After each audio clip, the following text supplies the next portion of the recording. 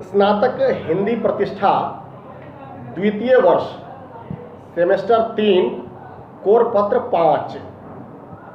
इसके तहत आज हम लोग द्रुत झरो इस कविता के भावार्थ पर चर्चा करेंगे, इसके अर्थ को समझेंगे, इस कविता की विशेषताओं के बारे में चर्चा करेंगे। द्रुत झरो यह कविता प्रकृति के सुकुमार कवि कहे जाने वाले छायावादी कवि सुमित्रानंदन पंत के द्वारा 1934 ईस्वी में लिखी गई थी। इस कविता में कवि ने पुरानी चीजों के, पुराने आडंबरों को, दक्यानुसी विचारों को छोड़कर नए समय के अनुरूप नए विचारों को ग्रहण करने का आग्रह कर रहा है।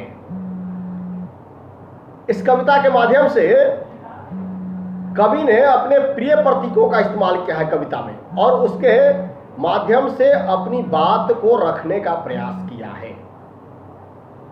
जैसे छायावादी कवियों की विशेषता थी कि वे प्रतीकों में बात करते थे, तो यहां भी वृक्ष, पत्ते इत्यादि के प्रतीक के स्वरूप लेकर के और मानव जगत के अंदर जो कुविचार है, कुप्रथाएं हैं, आडंबर हैं, उनको त्यागने की बात कवि करता है। कुल 16 लाइन की कविता है, जिसमें कवि बरसों पुरानी सड़ी गई मान्यताओं और आडंबरों को छोड़कर नए विचारों को ग्रहण करने का आग्रह किया है। जैसा हम लोग पहले से करते आए हैं, 4-4 लाइन कविता के वाचन करते हैं और उसके अर्थ को समझने का प्रयास करते हैं ताकि हम बेहतर तरीके से समझ सकें। आज भी हम लोग वही कार्य करने वाले हैं। कविता लिखता है कवि, द्रुत झरो जगत के जीर्ण पत्र है, स्रस्त ध्वस्त हे शुष्क श्रीण, हिम ताप पीत मधुवात भीत, तुम वीत राग जड़ पुराण जड़ पुरातीन। यानी कवि कहता है कि संसार के जीर्ण शीर्ण पत्ते रूपी पुरानी मान्यताओं और रूढ़िवादिताओं को तेजी से झड़ जाने दो, यानी समाप्त हो जाने दो। जो पुरानी चीजें हैं, सड़ी गली परंपराएं हैं, जो अव्यवहारिक है, उन परंपराओं को द्रुत गति से यानी तीव्र गति से झड़ जाने दो, समाप्त हो जाने दो। कवि कहता है कि जिस तरह से सर्द गर्म के प्रभाव से वृक्ष के कोमल पत्तियां शुष्क होकर गर्म और पीले पड़ जाते हैं और बाद में सूख करके वृक्षों से झड़ जाते हैं और नीचे गिर जाते हैं, उसी प्रकार पुरानी मान्यताओं को समय के थपेड़े के साथ समाप्त हो जाना चाहिए, ताकि उसके चलते समाज में या मनुष्य के जीवन में कोई विपदाएं उठ खड़ी न हो या दुविधा की स्थिति उत्पन्न न खड़ी हो जाए। इसलिए जिस तरह से प्रत्येक वर्ष पत्तियां, वृक्ष से पत्ते झड़ते हैं, नए पत्ते लगते हैं, उसी तरह से पुरानी परंपराओं को, सड़े गले परंपराओं को जो अप्रासंगिक हो गए हैं, उन्हें झड़ ही जाना चाहिए, तीव्र गति से झड़ना चाहिए, गिर जाना चाहिए। आगे कवि लिखता है, निष्प्राण विगत युग मृत विहंग जड़ नीड़ शब्द और श्वास हीन, च्युत अस्त व्यस्त पंखों से तुम झरझर अनंत में हो विलीन। कवि कह रहा है कि पुरातन विचारों से लिपटे हुए युगों को घोंसला न छोड़ने वाले पंछी जिस तरह से अपने आप को घोंसला में ही रखे हुए समाप्त हो जाते हैं, घोंसले समय के साथ नहीं बदलते, घोंसले के साथ ही विलीन हो जाते हैं, उसी तरह से पुराने विचारों को अगर हम पकड़े रहेंगे तो उन विचारों के साथ हमारा भी समापन हो जाएगा। इसलिए कवि कल्पना करता है कि पुरातन विचारों से लिपटे युग को घोंसला छोड़ करके जिस प्रकार पक्षी के पंख उड़कर अनंत काल में विलीन हो जाते हैं।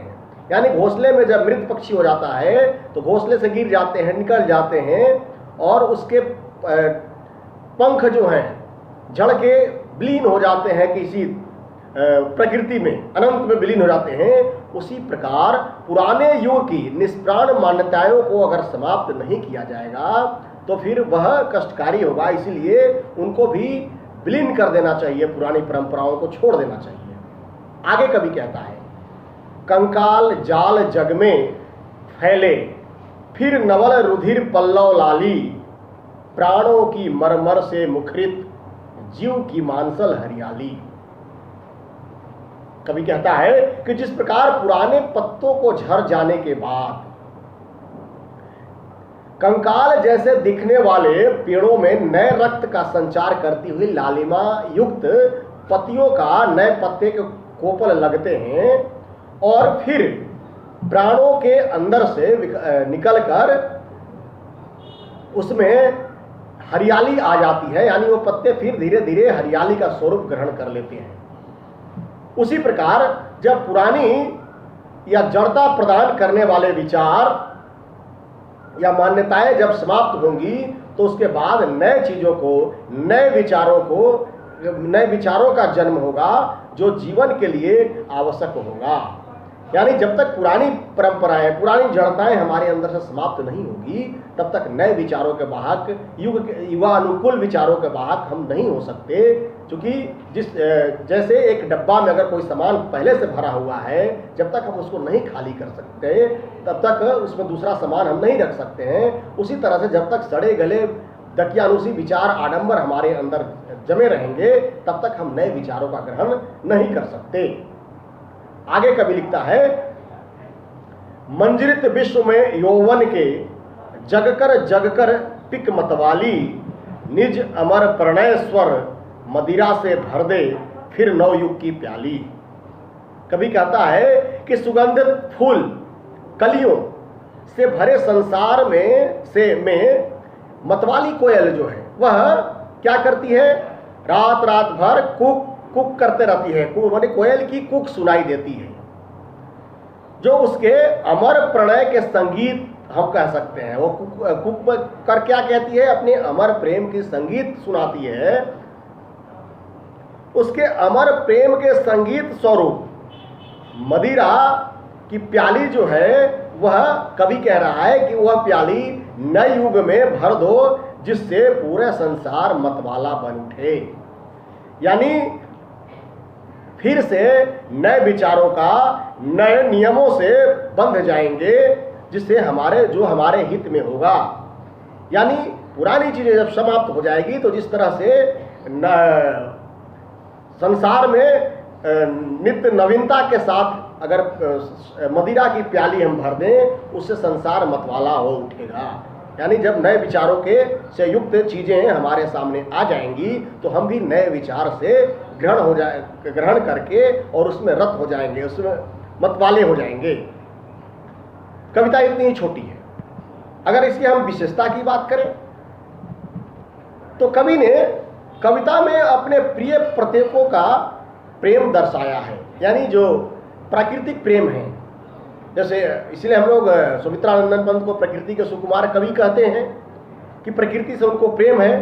तो यहाँ भी प्रकृति के चीज़ों को, कोयल, पेड़ पौधे, पत्तियाँ, लालिमा, कोपल, ये सारी चीज़ जो हैं वह प्राकृतिक चीज़ों को लेकर के उनसे जो प्रेम है उनका, उसको दर्शाने का काम किया है इस कविता में।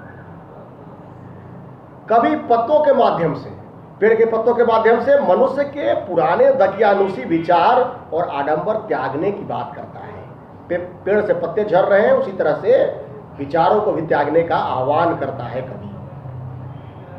कवि विश्व में गलत विचारों से पीड़ित व्यक्तियों को और उसके कल्याणार्थ बात को स्वीकार करता है। यानी जब तक गलत परंपराओं से, ये संसार में बहुत सारे ऐसे लोग हैं जो गलत मान्यताओं के चलते, गलत परंपराओं के चलते पीड़ित हो जाते हैं, उनकी वकालत करता है कि वो पीड़ित, अगर वो मान्यताएं समाप्त हो जाएंगी तो उनकी पीड़ा समाप्त हो जाएगी, फिर उसमें कोई पीड़ित नहीं रहेगा। अगर हम कवि के प्रतीकों की बात करें तो प्रतीकों के माध्यम से वह इस कविता में बहुत सारी बातें प्रतीक के माध्यम से कहा है, जैसा मैंने पहले भी कहा, पेड़ के माध्यम से मनुष्य के बारे में, मनुष्य के विचारों के बारे में आग्रह किया है।